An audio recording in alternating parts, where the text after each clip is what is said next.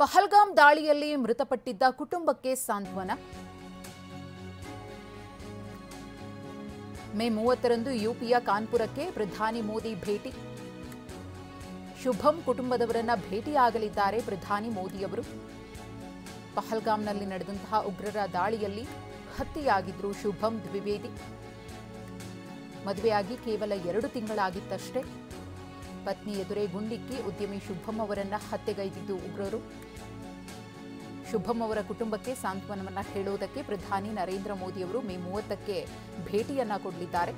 April 22ರಂದು ಪಹಲ್ಗಾಮ್ನಲ್ಲಿ ನಡೆದಂತಹ ಉಗ್ರರ ದಾಳಿಗೆ 26 ಮಂದಿ ಮೃತಪಟ್ಟಿದ್ರಲ್ಲ, ಆ ಪೈಕಿ ಶುಭಂ ದ್ವಿವೇದಿಯವರು ಕೂಡ ಒಬ್ಬರು.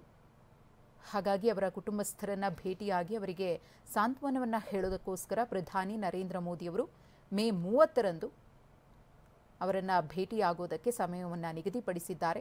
ಯುಪಿಯ ಕಾನ್ಪುರಕ್ಕೆ ಮೋದಿಯವರು ಭೇಟಿಯನ್ನ ಕೊಡಲಿದ್ದಾರೆ.